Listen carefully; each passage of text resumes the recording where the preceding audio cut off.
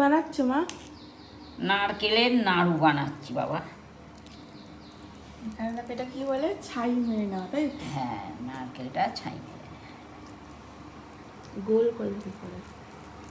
এটা কিন্তু হয়েছে আমাদের জন্য, মেনুতে সোনাই খেতে চেয়েছে, আর তারপরে কিন্তু গোপালের জন্য একটা থালা। গোপালেরটাই করবে তো? তুমি করবে তো? আমি কেন করবো? গোপালের মা করবে। না, গোপালের গোপাল মাকে দিয়ে শিখতে হবে না? ঠাম না থাকলে গোপালের মাকেই তো করতে হবে। এ আবার কি কথা? থাম থাকবে এখন। এটা হবে দেখ। একটা লাড্ডু হয়ে গেছে। বাহ!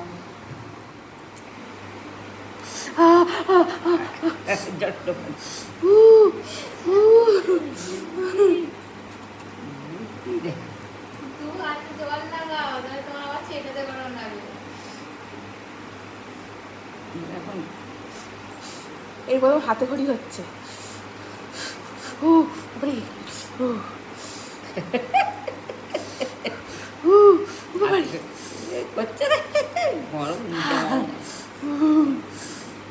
তোকে হাতে গরম লাগছে না নাকি?